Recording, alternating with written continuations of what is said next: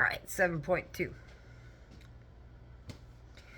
So, yeah, get there in June. I'm trying to figure shit out.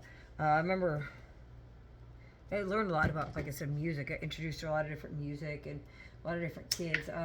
Elon 3 was for kind of your criminal element, kids who like doing crimes like assaults and rapes and shit like that. I was not a criminal. Elon 8 was what they called the baby house. That was where you had all the children of today's senators and such that just didn't obey mommy and daddy to the exact extent that they needed to. So mommy and daddy sent them up here for some psychological reprogramming so they could be model children. Some of these children are also now senators and representatives and politicians in your world. So know that people running the country really are fucking people out of the asylum. So if you're like, why is everything crazy? Because I went to this place with these fucking people. They're all fucking nuts. They were made crazy. They were just normal kids before, but then they were made crazy by this system. For the most part, the system itself could have worked well if it was done right, but with absolute power comes absolute corruption. I know, I keep stepping off. See, I just can't stand here and talk. I don't know. Gotta be doing some shit. So, we progress into Elon 8 was for the babies. Elon 3 was for the criminals. Elon 5, am I doing this right? Yeah. Elon 5 was just for like people like me, I guess, that weren't really criminals, weren't really children either, just people. And then they had E7. E7 was what they called the reentry dorm. So it was kids that they were preparing for adulthood. And legitimately, though, like I said, this program really could have been a great thing because I learned all the shit I never learned about how to be a functioning adult there that I would have never learned in my house. I got there, I didn't even know how to sweep a fucking floor. My grandmother spoiled me. She wouldn't let me do chores. And I don't think it's because I was spoiled. I know now as an adult it's because she was a fucking control freak. She couldn't have somebody else do anything. So I didn't know how to do anything but dust. So come tour time, these places was great. I thought you swept a floor like they did in Disney. Yeah, that's not how you sweep a floor. Or mop, for that matter. I mean, I learned how to wash dishes and all that shit. But yeah, people are like, how do you not know? I'm like, how do you know? Yeah, that was that. But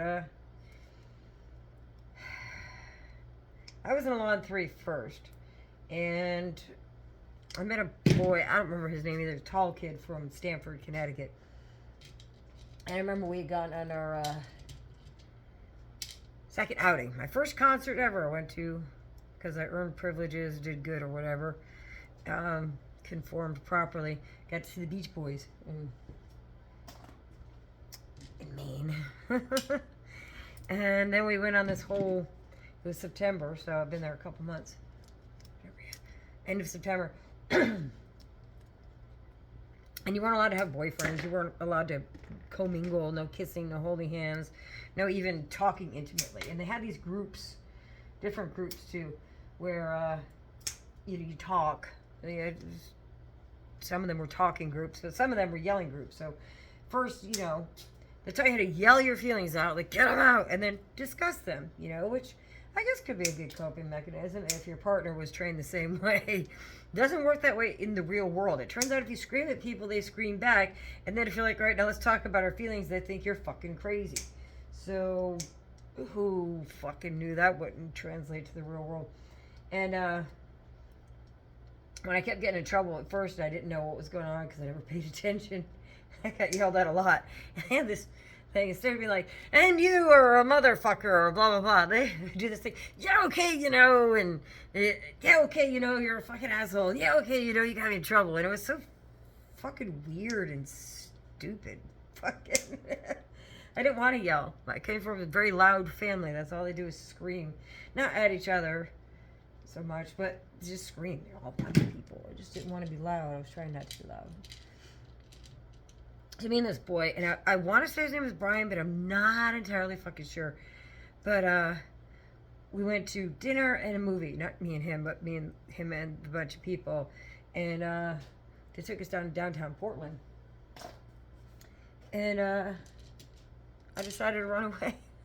So it's just, we were walking from wherever we ate food from, which I don't even remember that place, to the movie theater, and I just turned on my heel and ran. I realized behind everybody nobody was really paying attention and shit like that, so I said fuck it, and I took off. Well, that guy followed me. I do think his name was Brian, but this was a long time ago. But he followed me, and being that we're from towns next to each other, we decided, fuck it, we're just going to go on the run together. We had developed this whole plan along the way that we were going to go all the way to Florida, get jobs, and just live in Florida. I realized you had photo ID and all that shit, you know. But we did. We split. We hid in his parking garage. We heard people looking for us for hours. And you know, he wanted to keep running. I says, no, they're going to catch us. You just stay here. Don't move. They're not going to find us. Stay under this car. So we stayed under these cars for what seemed like hours. And we could hear people all around kind of looking and shit. And finally they stopped. So we got up and left. And we walked outside of Portland for a while. And some weird religious person picked us up. You know, and preaching all about the Jeebus and all those things, and we tolerated that. Got us over to New Hampshire and down into Massachusetts. And in Massachusetts, a couple other people picked us up. And then we were near Braintree, Mass, and this nice elderly couple picked us up. And we had made a whole story up how school let out, and you know, our uncle was supposed to pick us up, and you know, we're just trying to get back home to Norwalk, and you know, this, that, and the other. And they're like, oh, we'll let you use the phone, try to call somebody. So, you know, I called some of my friends. I was going to call my fucking parents. And, because, you know, they put me there. And he pretended to call somebody. We're like, oh, we just can't get in touch. So they were real nice. They brought us to their house, took a shower, got us clean clothes, you know. Fed us, made us a whole to-go bag. Just really nice people. And then brought us out just a little bit down the highways ways the next day. You know, we took us a couple days of hitchhiking here and there, but some weirdos, you know, trying to have sex with my 15-year-old ass because men are fucking gross. And we eventually made it to Norwalk, and I'll tell you what, this is one of my favorite stories. Do you guys ever see Phantasm? The movie, and they got like the creepy little dudes that like run around and steal the souls that they look like they could be Ewoks under these burlap sacks with burning red eyes. Yeah, so we had walked the railroad tracks a good long way because we thought the cops were looking for us internationally because we didn't know that cops had other shit to do. And by the time we got there, he just wanted to go back home to his family. I just wanted to go back home to wherever. I don't know. I don't fucking care. But I want to run up with some friends of mine first before I had to go back to Maine. So I'm on the tracks, and there's this cemetery in Norwalk called Broadview Cemetery, I think it is. Maybe. And I was walking late at night. And Brian was still with me at that point, because the next morning he was going to go over to Stanford, and that's 2 towns over.